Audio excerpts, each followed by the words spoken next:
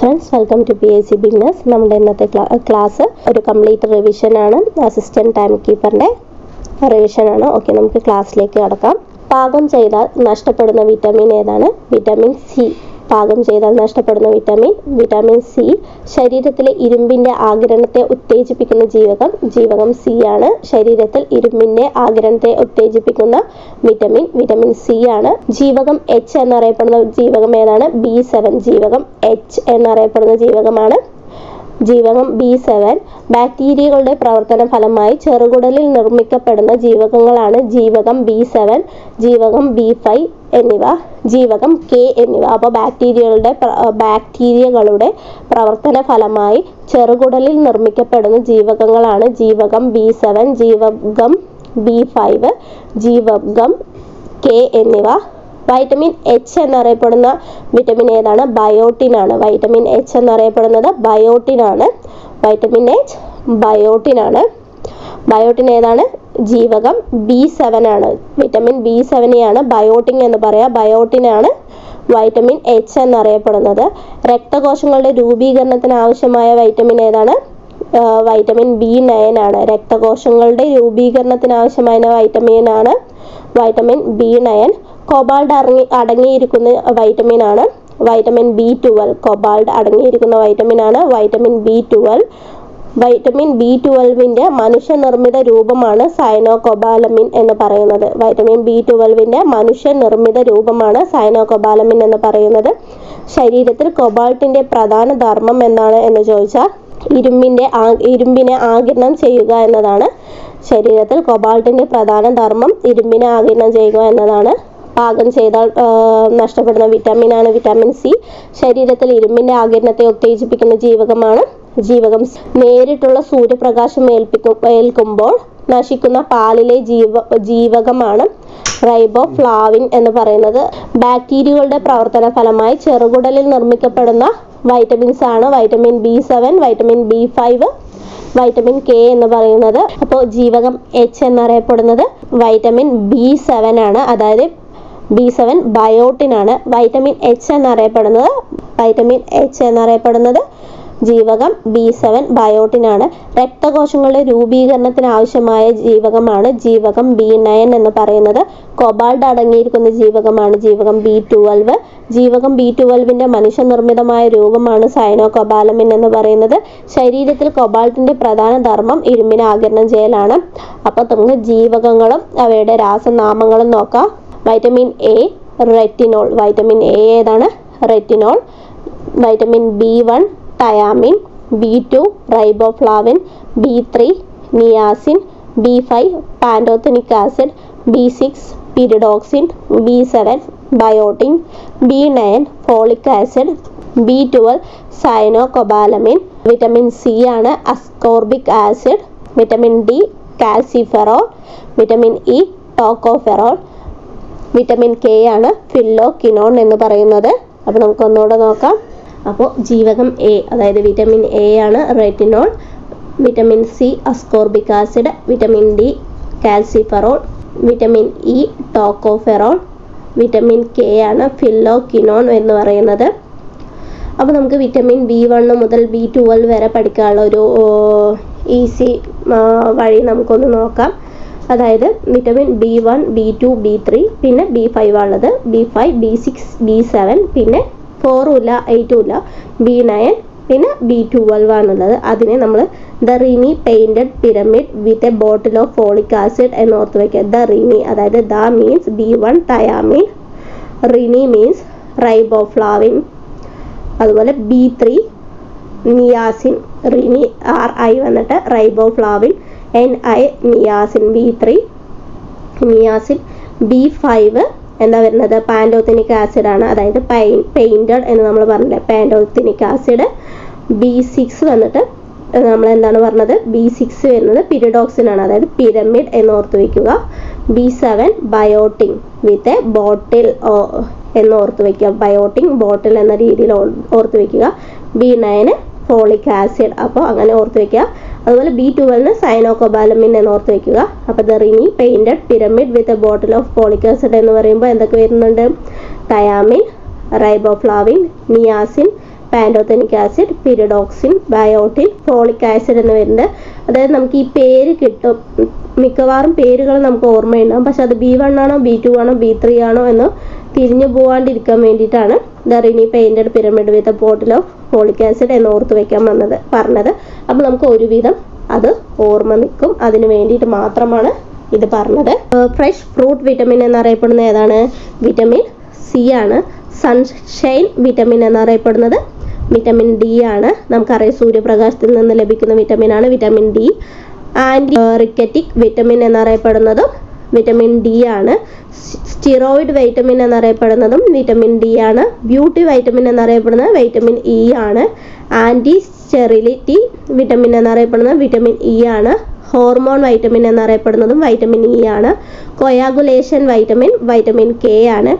Anti pellagra vitamin എന്നറിയപ്പെടുന്നത് vitamin B3 ആണ്. അപ്പോൾ ഫ്രഷ് ഫുഡ് വൈറ്റമിൻ എന്നറിയപ്പെടുന്നത് വൈറ്റമിൻ സി. സൺഷൈൻ വൈറ്റമിൻ എന്നറിയപ്പെടുന്നത് vitamin D. Anti rachitic vitamin എന്നറിയപ്പെടുന്നത് വൈറ്റമിൻ ഡി. സ്റ്റിറോയിഡ് വൈറ്റമിൻ എന്നറിയപ്പെടുന്നത് വൈറ്റമിൻ ഡി. ബ്യൂട്ടി വൈറ്റമിൻ എന്നറിയപ്പെടുന്നത് vitamin E ആണ്. ആൻറ്റി സ്റ്റെറിലിറ്റി വൈറ്റമിൻ എന്നറിയപ്പെടുന്നത് വൈറ്റമിൻ ഇ ആണ്. ഹോർമോൺ വൈറ്റമിൻ എന്നറിയപ്പെടുന്നതും വൈറ്റമിൻ ഇ ആണ്. കൊയാഗുലേഷൻ വൈറ്റമിൻ എന്നറിയപ്പെടുന്നത് വൈറ്റമിൻ കെ ആണ്. ആൻറ്റി പെല്ലഗ്ര വൈറ്റമിൻ എന്നറിയപ്പെടുന്നത് വൈറ്റമിൻ B3 ആണ്. അപ്പോൾ നമുക്ക് വൈറ്റമിൻ എ പറഞ്ഞു. വൈറ്റമിൻ എ എന്താണ്? റെറ്റിനോൾ ആണ്. വൈറ്റമിൻ എയുടെ അപര്യാപ്തത രോഗം ഏതൊക്കെയാണ്? നിശാന്തത, സിറോഫ്താൽമിയ എന്നിവയാണ്. അപ്പോൾ വൈറ്റമിൻ എ, റെറ്റിനോൾ, അപര്യാപ്തത രോഗം, നിശാന്തത ആൻഡ് സിറോഫ്താൽമിയ ആണ്. അതുപോലെ വൈറ്റമിൻ B1ൻ്റെ രാസനാമം എന്താണ്? തയാമിൻ ആണ്. വൈറ്റമിൻ B1 തയാമിൻ, അതിൻ്റെ അപര്യാപ്തത രോഗമാണ് ബെറിബെറി എന്ന് പറയുന്നത്. അതുപോലെ വൈറ്റമിൻ B3 പറഞ്ഞതാണ് നിയാസിൻ, അതായത് നിക്കോട്ടിക് ആസിഡ് എന്ന് പറയും. നിയാസിൻ ആണ്. B3യുടെ അപര്യാപ്തത രോഗമാണ് പെല്ലഗ്ര എന്ന് പറയുന്നത്. B3യുടെ അപര്യാപ്തത രോഗമാണ് നിയാസിൻ, അതായത് നിക്കോട്ടിക് ആസിഡിൻ്റെ അപര്യാപ്തത രോഗമാണ് പെല്ലഗ്ര എന്ന് പറയുന്നത്. അതുപോലെ വൈറ്റമിൻ B9 ഏതാണ്? ഫോളിക് ആസിഡ്, വിളർച്ച, അതിൻ്റെ അപര്യാപ്തത രോഗമാണ് വിളർച്ച, അനീമിയ, മെഗലോബ്ലാസ്റ്റിക് അനീമിയ കേട്ടോ. B12ൻ്റെ അപര്യാപ്തത രോഗമാണ് പെർനീഷ്യസ് അനീമിയ. B12 പറഞ്ഞാൽ സൈനോകോബാലമിൻ ആണ്. അതുപോലെ വിറ്റമിൻ സി ഏതാണ് വരുന്നത്? അസ്കോർബിക് ആസിഡ് ആണ് വിറ്റമിൻ സി എന്നറിയപ്പെടുന്നത്. അപ്പോൾ അതിൻ്റെ അപര്യാപ്തത രോഗം ഏതാണ്? സ്കർവി ആണ്. അതുപോലെ വിറ്റമിൻ ഡി, കാൽസിഫെറോൾ എന്നറിയപ്പെടുന്ന അതിൻ്റെ അപര്യാപ്തത രോഗമാണ് റിക്കറ്റ്സ് കണ എന്ന് പറയുന്നത്. നമ്മൾ പറഞ്ഞു അല്ലേ, ആൻറ്റി റിക്കറ്റിക് വൈറ്റമിൻ എന്നറിയപ്പെടുന്ന വൈറ്റമിൻ ഡി ആണ് എന്ന് പറഞ്ഞു അല്ലേ. അപ്പോൾ ജീവകം ഡിയുടെ അപര്യാപ്തത രോഗമാണ് റിക്കറ്റ്സ് എന്നറിയപ്പെടുന്നത്, അതായത് കണ എന്ന് പറയുന്നത്. ആൻറ്റി റിക്കറ്റിക് വൈറ്റമിൻ എന്നറിയപ്പെടുന്നത് വൈറ്റമിൻ ഡി ആണ്. ജീവകം ഇ, അതായത് ടോക്കോഫെറോളുടെ അപര്യാപ്തത രോഗമാണ് വന്ധ്യത എന്ന് പറയുന്നത്. ജീവകം കെ എന്നാണ് ഫില്ലോക്വിനോൺ എന്നറിയപ്പെടുന്നു. വിറ്റമിൻ കെയുടെ അപര്യാപ്തത മൂലമാണ് രക്തസ്രാവം, അതായത് മുറിവിൽ നിന്നൊക്കെ അമിതമായ രക്തസ്രാവം ഉണ്ടാവുന്ന അവസ്ഥ എന്ന് പറയുന്നത്. അപ്പോൾ അങ്ങനെ രക്തസ്രാവം തടയുന്നതിനെയാണ് എന്തെന്ന് നമ്മൾ പറയുന്നത്? തടയാൻ സഹായിക്കുന്നതാണ് ജീവകം കെ എന്ന് പറയുന്നത്. അപ്പോൾ അമിതമായ രക്തസ്രാവം തടയാൻ സഹായിക്കുന്ന ജീവകം ഏതാണ്? ജീവകം കെ ആണ്. ജീവകം കെയുടെ സ്രോതസ് എന്ന് പറയുന്നത് ക്യാബേജ്, കോളിഫ്ലവർ, മുട്ട, മത്സ്യം, മാംസം എന്നിവയിൽ നിന്നാണ്. ജീവകം കെയിൽ അടങ്ങിയിരിക്കുന്ന രാസവസ്തു ഏതാണെന്ന് ചോദിച്ചാൽ പ്രോത്രോംബിൻ ആണ്. പ്രോത്രോംബിൻ രക്തം കട്ടപിടിക്കാൻ സഹായിക്കുന്ന ജീവകം ഏതാണെന്ന് ചോദിച്ചാൽ ജീവകം കെ ആണ്. ജീവകം എന്ന പദം ആദ്യമായി നാമകരണം ചെയ്തത് ആരാണെന്ന് ചോദിച്ചാൽ കാസിമർ ഫങ്ക് ആണ്. അപ്പോൾ കൊഴുപ്പിൽ ലയിക്കുന്ന ജീവകങ്ങൾ ഏതൊക്കെയാണ്? ADEK ആണ്. ജലത്തിൽ ലയിക്കുന്ന ജീവകങ്ങളാണ് BC എന്ന് പറയുന്നത്. കൊഴുപ്പിൽ ലയിക്കുന്ന ജീവകങ്ങൾ ADEK, ജലത്തിൽ ലയിക്കുന്ന ജീവകങ്ങളാണ് BC എന്ന് പറയുന്നത്. അപ്പോൾ പാലിൽ സുലഭമായിട്ടുള്ള ജീവകം ഏതാണ്? ജീവകം A ആണ്. കരളിൽ സംഭരിക്കുന്ന ജീവകം A ആണ്. ആൻറ്റി സിറോഫ്താൽമിക് വൈറ്റമിൻ എന്നറിയപ്പെടുന്ന വൈറ്റമിൻ A ആണ്. നിശാന്തതയുടെ കാരണം ഏത് വൈറ്റമിൻ്റെ അഭാവമാണെന്ന് ചോദിച്ചാൽ വൈറ്റമിൻ A ആണ്. പ്രതിരോധ കുത്തിവയ്പ്പിനൊപ്പം കുഞ്ഞിന് നൽകുന്ന വൈറ്റമിനാണ് വൈറ്റമിൻ A എന്ന് പറയുന്നത്. സൂര്യപ്രകാശത്തിലെ അൾട്രാവയലറ്റ് രശ്മികളുടെ സഹായത്തോടെ ത്വക്കിൽ നിർമ്മിക്കപ്പെടുന്ന ജീവകമാണ് ജീവകം D എന്ന് പറയുന്നത്. അസ്ഥികളുടെയും പല്ലുകളുടെയും ആരോഗ്യകരമായ വളർച്ചയ്ക്ക് അത്യന്താപേക്ഷിതമായ ജീവകമാണ് ജീവകം D എന്ന് പറയുന്നത്. ആ ജീവകത്തിന്റെ രണ്ട് രൂപങ്ങളുണ്ട്. ജീവകം D2 and D3. D2 ergosterol എന്നറിയപ്പെടുന്നു. D3 കോൾകാൽസിഫെറോൾ എന്നറിയപ്പെടുന്നു. ജീവകം ഡിയുടെ സ്രോതസ് ഏതൊക്കെയാണ്? പാലുൽപ്പന്നം, മത്സ്യം, മീനെണ്ണ എന്നിവയാണ്. ജീവകം ഇ എന്താണ്? ഒരു ഹോർമോണായിട്ട് കണക്കാക്കപ്പെടുന്ന ജീവകമാണ് ജീവകം ഇ എന്ന് പറയുന്നത്. പ്രത്യുൽപാദന വ്യവസ്ഥയിലെ ശരിയായ പ്രവർത്തനത്തിന് ആവശ്യമായ ജീവകമാണ് ഇത്. ഒരു നിരോക്സീകാരി കൂടിയാണ് ഈ ജീവകം. ഹൃദയത്തെ സംരക്ഷിക്കുന്ന ജീവകം ഏതാണെന്ന് ചോദിച്ചാൽ ജീവകം ഇ എന്ന് പറയണം. അതിൻ്റെ സ്രോതസ്സുകൾ ഏതൊക്കെയാണ്? സസ്യ എണ്ണ, കുതിർന്ന കടല എന്നിവയിലൊക്കെയാണ് ജീവകം ഇ കാണപ്പെടുന്നത്. ജീവകം സി എന്താണ്? കൃത്രിമമായി നിർമ്മിച്ച ആദ്യ ജീവകമാണ് ജീവകം സി എന്ന് പറയുന്നത്. ഓറഞ്ച്, നാരങ്ങ, നെല്ലിക്ക എന്നിവയിൽ നിന്ന് ലഭിക്കുന്ന ജീവകമാണ് ജീവകം സി എന്ന് പറയുന്നത്. ജലദോഷത്തിന് ഒരു ഉത്തമ ഔഷധമായ ജീവകമാണ് ജീവകം സി എന്ന് പറയുന്നത്. ആഹാരങ്ങൾ ചൂടാക്കുന്നതിലൂടെ നഷ്ടപ്പെട്ടു പോകുന്ന ജീവകമാണ് ജീവകം സി എന്ന് പറയുന്നത്. രോഗങ്ങൾക്ക് കാരണമാകുന്ന സൂക്ഷ്മജീവികൾ ഏതൊക്കെയാണ്? ബാക്ടീരിയ, വൈറസ്, ഫംഗസ്, പ്രോട്ടോസോവ എന്നിവയാണ് രോഗങ്ങൾക്ക് കാരണമാകുന്ന എന്തെന്ന് പറയുന്നത് സൂക്ഷ്മജീവികൾ എന്ന് പറയുന്നത്. വായുവിലൂടെ പകരുന്ന രോഗങ്ങൾ ഏതൊക്കെയാണ്? വായുവിലൂടെ പകരുന്ന രോഗങ്ങൾ ക്ഷയം, വസൂരി, ചിക്കൻ ബോക്സ്, അഞ്ചാംപനി, ആന്ത്രാക്സ്, സാർസ്, ജലദോഷം, മുണ്ടിനീര്, ഡിപ്തീരിയ, വില്ലൻ ചുമ എന്നിവയൊക്കെയാണ് വായുവിലൂടെ പകരുന്ന ഏതൊക്കെയാണ്? ക്ഷയം, വസൂരി, ചിക്കൻ ബോക്സ്, അഞ്ചാംപനി, സാർസ്, ജലദോഷം, മുണ്ടിനീര്, ഡിപ്തീരിയ, ആന്ത്രാക്സ്, വില്ലൻ ചുമ എന്നിവയാണ് വായുവിലൂടെ പകരുന്നത്. അതുപോലെ ജലത്തിലൂടെ പകരുന്ന രോഗങ്ങൾ ഏതൊക്കെയാണ്? കോളറ, ടൈഫോയിഡ്, എലിപ്പനി, ഹെപ്പറ്റൈറ്റിസ് എന്നിവയൊക്കെയാണ് ജലത്തിലൂടെ പകരുന്ന രോഗങ്ങൾ എന്ന് പറയുന്നത്. സമ്പർക്കത്തിലൂടെ പകരുന്ന രോഗങ്ങൾ ഏതൊക്കെയാണ്? കുഷ്ഠം, എബോള എന്നിവയാണ്. ലൈംഗിക സമ്പർക്കത്തിലൂടെ പകരുന്നതാണ് എയ്ഡ്സ് എന്ന് പറയുന്നത്. രോഗാണുബാധിതരായ വ്യക്തികളുടെ രക്തം സ്വീകരിക്കുന്നതിലൂടെ പകരുന്നതാണ് ഹെപ്പറ്റൈറ്റിസ് ബി, എയ്ഡ്സ് എന്ന് പറയുന്നവയെല്ലാം. മൃഗങ്ങൾ പരത്തുന്ന രോഗങ്ങൾ ഏതൊക്കെയാണ്? പന്നിപ്പനി, പന്നിപ്പനി, പക്ഷിപ്പനി, അതുപോലെ നിപ്പ, എബോള എന്നിവയൊക്കെയാണ് മൃഗങ്ങൾ പരത്തുന്ന രോഗങ്ങൾ. അതുപോലെ കൊതുക് പരത്തുന്ന രോഗങ്ങൾ നോക്കാം.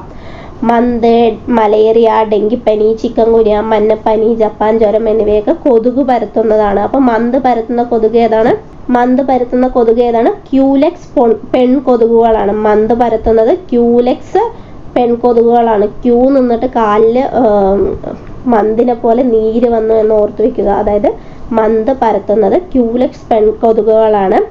മലേറിയ പരത്തുന്നത് അനോഫിലസ് പെൺകൊതുകുകളാണ്. മലയുടെ മേലാണ് ആനയുള്ളത് എന്നുള്ള ലെവലിലൊക്കെ ഓർത്ത് വെക്കുക, എന്തെങ്കിലും ഓർക്കുക.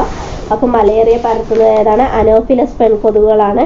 ഡെങ്കിപ്പനി, ചിക്കൻ ഗുനിയ, മഞ്ഞപ്പനി ഇതെല്ലാം പരത്തുന്നത് ഈഡിസ് ഈജിപ്തിയാണ്. ഡെങ്കിപ്പനി, ചിക്കൻ ഗുനിയ, മഞ്ഞപ്പനി എന്നിവ പരത്തുന്നത് ഈഡിസ് ഈജിപ്തിയാണ്. ജപ്പാൻ ജ്വരം പരത്തുന്നത് ഇതുപോലെ പലതരം കൊതുകുകളാണ്. ഓക്കെ, മന്ത്, ക്യൂലെക്സ് പെൺകൊതുക്, മലേറിയ, അനോഫിലസ് പെൺകൊതുക്, ഡെങ്കിപ്പനി, ചിക്കൻ ഗുനിയ, മഞ്ഞപ്പനി, ഈഡിസ് ഈജിപ്തിയാണ്. അതുപോലെ പ്ലേഗ് പരത്തുന്നത് എലിച്ചെള്ളാണ്. ടൈഫസ്, പേന്, ചെള്ള് എന്നിവയാണ് ടൈഫസ് പരത്തുന്നത്. മലിനജലത്തിലൂടെയും ഭക്ഷണത്തിലൂടെയും പകരുന്ന ബാക്ടീരിയ രോഗമാണ് ടൈഫോയിഡ് എന്ന് പറയുന്നത്. ഭൂമിയിലെ ഏറ്റവും പഴക്കം ചെന്ന രോഗം ഏതാണെന്ന് ചോദിച്ചാൽ അത് കുഷ്ഠമാണ്. ഹാൻസൻസ് രോഗം എന്നറിയപ്പെടുന്നത് കുഷ്ഠമാണ്. എബോള രോഗം പരത്തുന്നത് ആരാണ് ചോദിച്ചാൽ പഴം ഭക്ഷിക്കുന്ന വവ്വാലുകൾ, ചിമ്പൻസി, ഗൊറില്ല എന്നിവയിലൂടെയാണ് എന്ത് പകരുന്നത്? എബോള രോഗം പകരുന്നത്. എബോള രോഗത്തിന്റെ രോഗകാരി എന്ന് പറയുന്നത് വൈറസ് ആണ്. എബോള വൈറസ് ഒരു RNA വൈറസ് ആണ്. എബോള ഒരു RNA വൈറസ് ആണ്. ക്ഷയരോഗത്തിനെതിരെ ഉപയോഗിക്കുന്ന വാക്സിൻ ഏതാണെന്ന് ചോദിച്ചാൽ BCG വാക്സിൻ ആണ്. രോഗങ്ങളുടെ രാജാവ് എന്നറിയപ്പെടുന്ന രോഗമാണ് ക്ഷയം എന്ന് പറയുന്നത്. ക്ഷയരോഗം പകരുന്നത് എങ്ങനെയാണ്? രോഗിയുടെ ചുമ, തുമ്മൽ എന്നിവ വഴിയാണ് ക്ഷയരോഗം പകരുന്നത്. വായിലൂടെ പകരുന്നതാണ് ഈ ക്ഷയരോഗം എന്ന് പറയുന്നത്. അപ്പോൾ BCG കുത്തിവെൽപ്പ് അല്ലെങ്കിൽ ക്ഷയരോഗത്തിനെതിരെ ഉപയോഗിക്കുന്ന വാക്സിൻ ഏതാണെന്ന് ചോദിച്ചാൽ എന്ത് പറയണം? BCG എന്ന് പറയണം. ക്ഷയരോഗത്തിനെതിരെ BCG കുത്തിവെപ്പ് കുഞ്ഞിന് നൽകുന്നത് എപ്പോഴാണ്? കുഞ്ഞ് ജനിച്ച ഉടനെ നൽകുന്നതാണ്. അപ്പോൾ കുഞ്ഞ് ജനിച്ച ഉടനെ നൽകുന്ന വാക്സിൻ ഏതാണെന്ന് ചോദിച്ചാൽ BCG. അതെന്തിനുള്ളതാണെന്ന് ചോദിച്ചാൽ ക്ഷയരോഗത്തിന് ഉള്ളതാണ്. എയ്ഡ്സ് രോഗത്തിന് കാരണമാകുന്ന സൂക്ഷ്മജീവി ഏതാണ്? വൈറസ് ആണ്. ഏത് വൈറസ് ആണെന്ന് ചോദിച്ചാൽ ഹ്യൂമൻ ഇമ്മ്യൂണോ ഡെഫിഷ്യൻസി വൈറസ് ആണ് HIV. Human immuno deficiency virus ആണ് HIV വൈറസ് ആണ് എയ്ഡ്സ് രോഗത്തിന് കാരണമാകുന്നത്. എയ്ഡ്സ് രോഗത്തിന് കാരണമായ സൂക്ഷ്മജീവി വൈറസ് ആണ്. എയ്ഡ്സ് വൈറസ് കണ്ടെത്തിയത് ലൂക്ക് മൊണ്ടൈനർ ആണ്. എയ്ഡ്സ് തിരിച്ചറിയാനായി നടത്തുന്ന പ്രാഥമിക പരിശോധനയാണ് എലിസ ടെസ്റ്റ് എന്ന് പറയുന്നത്. എന്താണ് എലിസ ടെസ്റ്റ് എന്ന് പറയുന്നത്? എയ്ഡ്സ് സ്ഥിരീകരിക്കാനായി നടത്തുന്ന ടെസ്റ്റാണ് വെസ്റ്റേൺ ബ്ലോട്ട് ടെസ്റ്റ് എന്ന് പറയുന്നത്. വെസ്റ്റേൺ ബ്ലോട്ട് ടെസ്റ്റ് എന്ന് പറയുന്നത്. ഇന്ത്യയിൽ ആദ്യമായി എയ്ഡ്സ് രോഗം റിപ്പോർട്ട് ചെയ്ത സംസ്ഥാനം തമിഴ്നാടാണ് കേട്ടോ. അപ്പോൾ വിരകൾ മുഖേന പകരുന്ന രോഗം ഏതാണെന്ന് ചോദിച്ചാൽ അത് മന്താണ്. അത് പരത്തുന്നത് ആരാണെന്ന് നമ്മൾ പറഞ്ഞത്? ക്യൂലെക്സ്. ക്യൂ നിന്നു എന്ന് ഓർത്തുക, കാലിൽ മന്ത് വന്നു. ക്യൂലെക്സ് പെൺകൊതുകുകളാണ് മന്ത് രോഗം പരത്തുന്നത്. ഈ മന്ത് ബാധിക്കുന്നത് ലിംഫ് ഗ്രാഹികളെയാണ് മന്ത് ബാധിക്കുന്നത്. മലേറിയ പരത്തുന്ന രോഗാണുവാണ് പ്ലാസ്മോഡിയം എന്ന് പറയുന്നത്. മലേറിയ പരത്തുന്ന രോഗാണുവാണ് പ്ലാസ്മോഡിയം എന്ന് പറയുന്നത്. സിക്കിൾ സെൽ അനീമിയ രോഗികൾക്ക് ബാധിക്കാത്ത രോഗം കൂടിയാണ് മലേറിയ എന്ന് പറയുന്നത്. സിക്കിൾ സെൽ അനീമിയ രോഗികൾക്ക് ബാധിക്കാത്ത രോഗം ഏതാണെന്ന് ചോദിച്ചാൽ അത് മലേറിയ ആണ്. മലേറിയ എന്ന് പറഞ്ഞാൽ ദുഷിതമായ വായു എന്നാണ് അർത്ഥം. മലമ്പനി എന്നതിനൊക്കെ അർത്ഥം ദുഷിതമായ വായു എന്നാണ്. എലിപ്പനി പരത്തുന്ന ജീവി ഏതാണെന്ന് ചോദിച്ചാൽ അത് എലിച്ചെള്ളാണ്. എലിപ്പനി പരത്തുന്ന ജീവി എലിച്ചെള്ളാണ്. മലമ്പനിയുടെ അപരനാമങ്ങൾ ഏതൊക്കെയാണ്? ബ്ലാക്ക് വാട്ടർ ഫീവർ, ചതുപ്പ് രോഗം എന്നെല്ലാം അറിയപ്പെടുന്നത് മലമ്പനി തന്നെയാണ്. ബ്ലാക്ക് വാട്ടർ ഫീവർ, ചതുപ്പ് രോഗം എന്നെല്ലാം അറിയപ്പെടുന്നത് മലമ്പനിയാണ്. സിക്ക വൈറസ് പരത്തുന്നത് ഈഡിസ് കൊതുകുകളാണ്. സിക്ക വൈറസ് പരത്തുന്നത് ഈഡിസ് കൊതുകുകളാണ്. മൃഗങ്ങളിൽ നിന്ന് മനുഷ്യരിലേക്ക് പകരുന്ന ജന്തുജന്യ രോഗങ്ങളിലെ ഒന്നാണ് കുരങ്ങ് പനി എന്ന് പറയുന്നത്. കുരങ്ങ് പനി പരത്തുന്നത് വൈറസ് ആണ്. കുരങ്ങ് പനി പരത്തുന്നത് ആരാണ്? വൈറസ് ആണ്. അപ്പോൾ നമുക്ക് ബാക്ടീരിയ രോഗങ്ങൾ ഏതൊക്കെയാണെന്ന് നോക്കാം. കോളറ, ക്ഷയം, കുഷ്ഠം, ടെറ്റനസ്, ഡിപ്തീരിയ, ടൈഫോയിഡ്, വില്ലൻ ചുമ, പ്ലേഗ്, എലിപ്പനി, ഗൊണേറിയ, സിഫിലിസ്, ആന്ത്രാക്സ്, തൊണ്ടകാറൽ, ഭക്ഷ്യവിഷബാധ എന്നിവയെല്ലാം ബാക്ടീരിയ രോഗങ്ങളാണ്. ഏതൊക്കെയാണ്? കോളറ, ക്ഷയം, കുഷ്ഠം, ടെറ്റനസ്, ഡിപ്തീരിയ. കോളറ, ക്ഷയം, കുഷ്ഠം, ടെറ്റനസ്, ഡിപ്തീരിയ. ടൈഫോയിഡ്, വില്ലൻ ചുമ, പ്ലേഗ്, എലിപ്പനി. ടൈഫോയിഡ്, വില്ലൻ ചുമ, പ്ലേഗ്, എലിപ്പനി. എലിപ്പനിയാണ് ബാക്ടീരിയ പരത്തുന്ന രോഗം എന്ന് പറയുന്നത്. ബാക്കി ഒരുവിധം പനികളെല്ലാം പരത്തുന്നത് വൈറസ് ആണ്. അപ്പോൾ എലിപ്പനിയാണ് ബാക്ടീരിയ പരത്തുന്ന രോഗം എന്ന് പറയുന്നത്. ബാക്കി ഒരുവിധം രോഗങ്ങൾ, ഈ ഡെങ്കിപ്പനി, പന്നിപ്പനി, പക്ഷിപ്പനി അങ്ങനത്തെ പനികളൊക്കെ പരത്തുന്നത് വൈറസ് ആണ്. അപ്പോൾ അത് ഓർത്തു വയ്ക്കുക. ഗൊണേറിയ, സിഫിലിസ്, ആന്ത്രാക്സ്, തൊണ്ടകാറൽ, ഭക്ഷ്യവിഷബാധ എല്ലാം സാൽമണല്ല ഭക്ഷ്യവിഷബാധ ആ ബാക്ടീരിയയാണ് ഭക്ഷ്യവിഷബാധ പരത്തുന്നത്. അപ്പോൾ ബാക്ടീരിയ രോഗങ്ങൾ പഠിച്ചു. അതിൽ ഇമ്പോർട്ടൻ്റ് ആയത് കോളറ, ക്ഷയം, കുഷ്ഠം, ഡിപ്തീരിയ, അതുപോലെ എലിപ്പനി, ഭക്ഷ്യവിഷബാധ, വില്ലൻ ചുമ എന്നിവയെല്ലാം ഓർത്ത് വെക്കുക. അടുത്തത് വൈറസ് പരത്തുന്ന രോഗങ്ങൾ ഏതൊക്കെയാണ്? വൈറസ് പരത്തുന്ന രോഗങ്ങളാണ് AIDS, HIV, AIDS, chicken pox, small pox. AIDS, chicken pox, small pox, അതുപോലെ ചിക്കൻ ഗുനിയ, ജലദോഷം ഒരു വൈറസ് രോഗമാണ്. മീസിൽസ്, പേവിഷബാധ റാബിസ് വൈറസ് ആണ്. അങ്ങനെ ഓർത്ത് വെച്ചാൽ മതി. പേവിഷബാധ റാബിസ് വൈറസ് ആണ്. ചിക്കൻ ഗുനിയ വൈറസ് ആണ്. ജലദോഷം റൈനോ വൈറസ് ആണ്. അതുപോലെ അരിമ്പാറയും ഒരു വൈറസ് ഡിസീസ് ആണ്.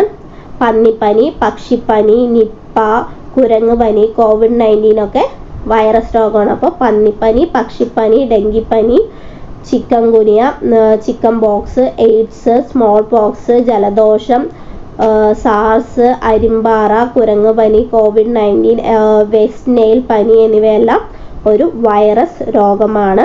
അതുപോലെ ഫംഗസ് രോഗങ്ങൾ ഏതൊക്കെയാണെന്ന് ചോദിച്ചാൽ അറ്റ്ലസ് ഫ്രൂട്ടും റിംഗ് വേമുമാണ്. അതുപോലെ വേറെ അസുഖങ്ങളുണ്ട്. അപ്പോൾ ഇത് രണ്ടും ഓർത്ത് വയ്ക്കുക. അറ്റ്ലസ് ഫ്രൂട്ട്, റിംഗ് വേം എന്നിവ ഫംഗസ് പരത്തുന്ന രോഗങ്ങളാണ്. ഈ മലേറിയ രോഗം ബാധിക്കുന്നത് ഏത് അവയവത്തെയാണ് എന്ന് ചോദിച്ചാൽ കരളിനെയാണ്. പ്ലീഹ, കരൾ എന്നിവയാണ് മലേറിയ രോഗം ബാധിക്കുന്നത്. മുണ്ടിനീര് ബാധിക്കുന്നത് നമ്മുടെ ഉമിനീർ ഗ്രന്ഥിയെയാണ്. പരോട്ടിഡ് ഗ്രന്ഥി എന്ന് പറയപ്പെടും. മുണ്ടിനീർ ബാധിക്കുന്നത് ഉമിനീർ ഗ്രന്ഥിയെയാണ്. എയ്ഡ്സ് ബാധിക്കുന്നത് രോഗപ്രതിരോധ സംവിധാനത്തെയാണ്. മലേറിയ, കരൾ, പ്ലീഹ, മുണ്ടിനീര്, ഉമിനീർ ഗ്രന്ഥി. എയ്ഡ്സ് രോഗപ്രതിരോധ സംവിധാനത്തെയാണ് ബാധിക്കുന്നത്. കുഷ്ഠം ബാധിക്കുന്നത് നാഡീവ്യവസ്ഥയാണ്. അതുപോലെ ഗോയിറ്റർ തൈറോയ്ഡ് ഗ്രന്ഥിയെ ബാധിക്കുന്ന ഒരു അസുഖമാണ് ഗോയിറ്റർ എന്ന് പറയുന്നത്. നാഡീവ്യവസ്ഥയെ ബാധിക്കുന്നതാണ് ഈ പേവിഷബാധ, അൽഷിമേഴ്സ്, പോളിയോ, പാർക്കിൻസൺ, അപസ്മാരം, കുഷ്ഠം എന്നിവയെല്ലാം നാഡീവ്യവസ്ഥയാണ്. ഏതൊക്കെയാണ്? പേവിഷബാധ, അൽഷിമേഴ്സ്, പാർക്കിൻസൺ, കുഷ്ഠം, പോളിയോ, അപസ്മാരം എന്നിവയെല്ലാം നമ്മുടെ നാഡീവ്യവസ്ഥയെ ബാധിക്കുന്ന രോഗങ്ങളാണ്. ഇപ്പൊ ചതുപ്പ് രോഗം, ബ്ലാക്ക് വാട്ടർ ഫീവർ എന്നെല്ലാം അറിയപ്പെടുന്നത് ഏതാണ്? മലമ്പനിയാണ്. നാവികരുടെ പ്ലേഗ് എന്നറിയപ്പെടുന്നത് സ്കർവിയാണ്. രാജകീയ രോഗം ഏതാണ് ചോദിച്ചാൽ ഹീമോഫീലിയാണ്. രാജകീയ രോഗം ഹീമോഫീലിയയാണ്. നിശബ്ദനായ കൊലയാളി എന്നറിയപ്പെടുന്നത് അമിത രക്തസമ്മർദ്ദമാണ്. നിശബ്ദനായ കൊലയാളി എന്നറിയപ്പെടുന്നത് അമിത രക്തസമ്മർദ്ദമാണ്. 7 ഡേ ഫീവർ എന്നറിയപ്പെടുന്നത് ബ്ലാക്ക് ജോണ്ടിസ് എന്നെല്ലാം അറിയപ്പെടുന്നത് എലിപ്പനിയാണ്. 7 ഡേ ഫീവർ, ബ്ലാക്ക് ജോണ്ടിസ് എന്നെല്ലാം അറിയപ്പെടുന്നത് എലിപ്പനിയാണ്. വെളുത്ത പ്ലേഗ് എന്നറിയപ്പെടുന്നത് ഏതാണ്? ക്ഷയമാണ്. വെളുത്ത പ്ലേഗ് എന്നറിയപ്പെടുന്നത് ക്ഷയമാണ്. തൊണ്ടമുള്ള് എന്നറിയപ്പെടുന്നത് ഡിഫ്തീരിയാണ്. അരിവാൾ രോഗം എന്നറിയപ്പെടുന്നത് സിക്കിൾ സെൽ അനീമിയാണ്. അരിവാൾ രോഗം എന്നറിയപ്പെടുന്നത് റുബെല്ല എന്നറിയപ്പെടുന്നത് ജർമ്മൻ മീസിൽസ് ആണ്. റുബെല്ല എന്നറിയപ്പെടുന്നത്. പിള്ളവാതം എന്നറിയപ്പെടുന്നത് പോളിയോ ആണ്. പിള്ളവാതം എന്നറിയപ്പെടുന്നത് ഏതാണ്? പോളിയോ ആണ്. ടൈഫോയിഡ് രോഗത്തിനുള്ള ടെസ്റ്റാണ്. ടൈഫോയിഡ് രോഗത്തിനുള്ള ടെസ്റ്റാണ് വൈഡൽ ടെസ്റ്റ് എന്നറിയപ്പെടുന്നത്. ടൈഫോയിഡ് രോഗത്തിനുള്ള ടെസ്റ്റ് ഏതാണ്? വൈഡൽ ടെസ്റ്റ് എന്നറിയപ്പെടുന്നത്. അപ്പോൾ എലിസ ടെസ്റ്റ് എന്നറിയപ്പെടുന്നത് എന്തിനുള്ളതാണ്? എയ്ഡ്സ് രോഗത്തിനുള്ള ടെസ്റ്റാണ് എലിസ ടെസ്റ്റ് എന്നറിയപ്പെടുന്നത്. ബിലിറുബിൻ ടെസ്റ്റ് എന്തിനുള്ളതാണ്? മഞ്ഞപ്പിത്തത്തിനുള്ളതാണ്. ബിലിറുബിൻ ടെസ്റ്റ് മഞ്ഞപ്പിത്തത്തിനുള്ള ടെസ്റ്റാണ് ബിലിറുബിൻ ടെസ്റ്റ് എന്നറിയപ്പെടുന്നത്. രോഗങ്ങളെക്കുറിച്ചുള്ള പഠനമാണ് പാത്തോളജി എന്ന് പറയുന്നത്. രോഗങ്ങളെക്കുറിച്ചുള്ള പഠനമാണ് പാത്തോളജി എന്ന് പറയുന്നത്. രോഗങ്ങളുടെ പ്രവേശനം തടയാനും ശരീരത്തിനകത്ത് പ്രവേശിച്ച രോഗാണുക്കളെ നശിപ്പിക്കാനുമുള്ള ശരീരത്തിന്റെ കഴിവിനെയാണ് നമ്മൾ പ്രതിരോധ ശേഷി എന്ന് പറയുന്നത്. അങ്ങനെ രോഗാണുക്കളെ വിഴുങ്ങി നശിപ്പിക്കുന്ന പ്രവർത്തനം ഏതാണ്? ഫാഗോസൈറ്റോസിസ് ആണ്. രോഗാണുക്കളെ വിഴുങ്ങി നശിപ്പിക്കുക, ഈ പ്രതിരോധ ശേഷി, ഇമ്മ്യൂണിറ്റി, രോഗാണുക്കളെ വിഴുങ്ങി നശിപ്പിക്കുന്നതാണ് ഫാഗോസൈറ്റോസിസ് എന്ന് പറയുന്നത്. ഈ ഫാഗോസൈറ്റോസിസ് നടത്തുന്ന കോശങ്ങൾ ഏതൊക്കെയാണ് എന്ന് ചോദിച്ചു പറഞ്ഞാൽ ഫാഗോസൈറ്റുകളാണ്. അതായത് ശ്വേതരക്താണുക്കളായ മോണോസൈറ്റുകളും ന്യൂട്രോഫിലുകളുമാണ്. ഫാഗോസൈറ്റോസിസ് നടത്തുന്ന കോശങ്ങളാണ് ഫാഗോസൈറ്റുകൾ എന്ന് പറയുന്നത്. ശ്വേതരക്താണുക്കളായ മോണോസൈറ്റുകളും ന്യൂട്രോഫിലുകളുമാണ് അവ. രോഗങ്ങളെ പ്രതിരോധിക്കാൻ ശരീരത്തിന് കൃത്രിമമായി കഴിവ് നേടിക്കൊടുക്കുന്ന കുത്തിവയ്പ്പുകളാണ് ഈ പ്രതിരോധ കുത്തിവയ്പ്പുകൾ എന്നറിയപ്പെടുന്നത്. എന്നാണ് പ്രതിരോധ കുത്തിവയ്പ്പ്. ആദ്യമായി വികസിപ്പിച്ച വാക്സിനാണ് വസൂരി വാക്സിൻ എന്ന് പറയുന്നത്. ഇങ്ങനെ പ്രതിരോധ കുത്തിവയ്പ്പിലൂടെ ഇല്ലാതാക്കപ്പെട്ട, നിർമ്മാർജ്ജനം ചെയ്യപ്പെട്ട രോഗമാണ് വസൂരി എന്ന് പറയുന്നത്. ഇങ്ങനെ നമ്മൾ കുത്തിവയ്പ്പ് കൊടുക്കുമല്ലോ, അതിൽ മൃതമാക്കപ്പെട്ട രോഗാണുക്കളെ കുത്തിവയ്ക്കുന്ന വാക്സിൻ ഏതൊക്കെയാണെന്ന് ചോദിച്ചാൽ അത് കോളറയും പേവിഷബാധയുമാണ്. മൃതമാക്കപ്പെട്ട രോഗാണുക്കളെ കുത്തിവയ്ക്കുന്നത് കോളറയുടെയും പേവിഷബാധയുടെയിലുമാണ്. അതുപോലെ ടൈഫോയിഡ്, അഞ്ചാമനി എന്നിവയ്ക്കാണ് ജീവനുള്ള ജീവനുള്ളതും നിർവീര്യമാക്കപ്പെട്ടതുമായ രോഗാണുക്കളെ കുത്തിവയ്ക്കുന്നത് ടൈഫോയിഡ്, അഞ്ചാമനി എന്നിവയ്ക്കാണ്. അതുപോലെ ടെറ്റനസ്, ഡിപ്തീരിയ എന്നിവയ്ക്കാണ് നിർവീര്യമാക്കപ്പെട്ട വിഷവസ്തുക്കൾ കുത്തിവയ്ക്കുന്നത്. Hepatitis B രോഗകാരികളുടെ കോശഭാഗങ്ങളാണ് കുത്തിവയ്ക്കുന്നത്. ഇരു കൂട്ടർക്കും ഗുണകരമായ വിധത്തിൽ രണ്ട് ജീവികൾ തമ്മിലുള്ള സഹജീവിതം എന്നാണ് അറിയപ്പെടുന്നത്. സഹോപകാരിത, അതായത് മ്യൂച്വലിസം എന്നറിയപ്പെടുന്നത്. മ്യൂച്വലിസം പറഞ്ഞാൽ രണ്ടു പേർക്കും ഗുണകരമായ രീതിയിലുള്ളതിനെയാണ് എന്തെന്ന് പറയുന്നത്? മ്യൂച്വലിസം എന്ന് പറയുന്നത്. ഈ കാക്കയും പശുവും തമ്മിലുള്ള ബന്ധമൊക്കെ നമ്മൾ പറയില്ലേ, അതൊക്കെയാണ് മ്യൂച്വലിസത്തിന് ഉദാഹരണം. അപ്പോൾ കമൻസലിസം എന്താണ്?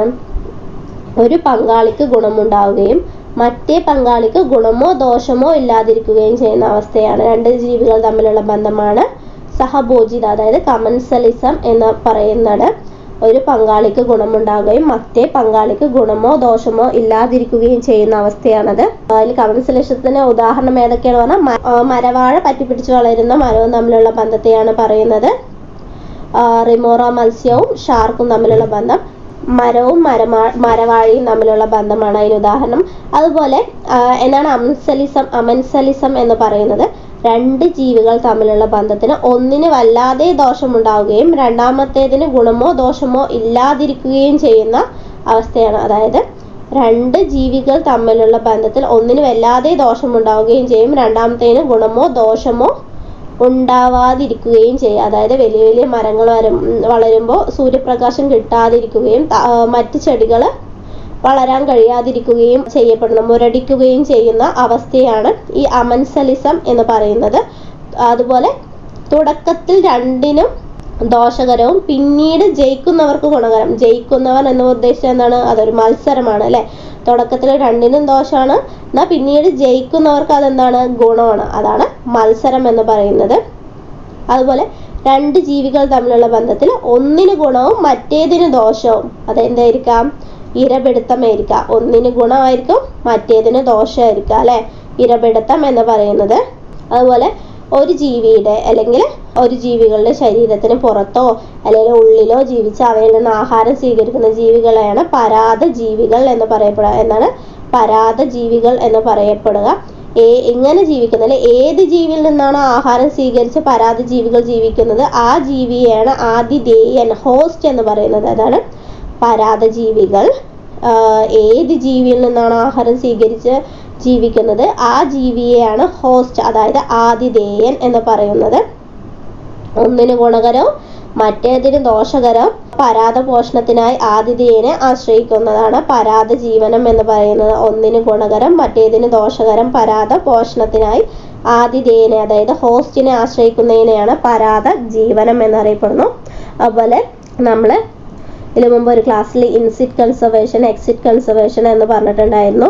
അതായത് ഇൻസിറ്റ് കൺസർവേഷൻ എന്ന് പറഞ്ഞാൽ സംരക്ഷിക്കപ്പെടേണ്ട ഏത് ജീവിയെ അല്ലെങ്കിൽ ഏത് വിഭാഗത്തെയാണോ, അത് എന്ത് തന്നെയാവാം, ചില ചെടികളോ മരങ്ങളോ അല്ലെങ്കിൽ മൃഗങ്ങളോ എന്തോ പക്ഷി വിഭാഗങ്ങളോ എന്തായിരിക്കും, ആ ജീവി വിഭാഗത്തെ അതിൻ്റെ ആവാസ വ്യവസ്ഥയ്ക്കുള്ളിൽ തന്നെ സംരക്ഷിക്കുന്നതിനെയാണ് ഇൻസിറ്റ് കൺസർവേഷൻ എന്ന് പറയുന്നത്.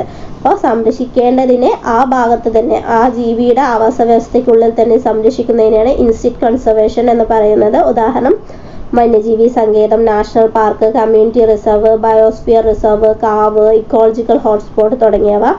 അതിൽ ഈ കമ്മ്യൂണിറ്റി റിസർവ് ഒക്കെ പൊതുജന പങ്കാളിത്തത്തോടെയുള്ളതാണ്. എക്സിറ്റ് കൺസർവേഷൻ എന്ന് പറയുന്നത് എന്താണ്? അവയുടെ ആവാസ വ്യവസ്ഥയ്ക്ക് പുറത്ത് അവയെ സംരക്ഷിക്കുന്ന രീതിയാണ് എക്സിറ്റ് കൺസർവേഷൻ എന്ന് പറയുന്നത്. സുവോളജിക്കൽ ഗാർഡനും ബൊട്ടാണിക്കൽ ഗാർഡനും ഒക്കെ ഇതിന് ഉദാഹരണങ്ങളാണ്. ഓക്കെ, ഇതാണ് നമ്മുടെ ഇന്നത്തെ ക്ലാസ് എന്ന് പറയുന്നത്. നമ്മൾ ഒരുപാട് നീണ്ടു പോകുന്നില്ല, വീണ്ടും ഒരു ക്ലാസ്സുമായി വരുന്നതായിരിക്കാം. ഇഷ്ടപ്പെട്ടാൽ ലൈക്ക് ചെയ്യുക, സബ്സ്ക്രൈബ് ചെയ്യുക. Okay, by.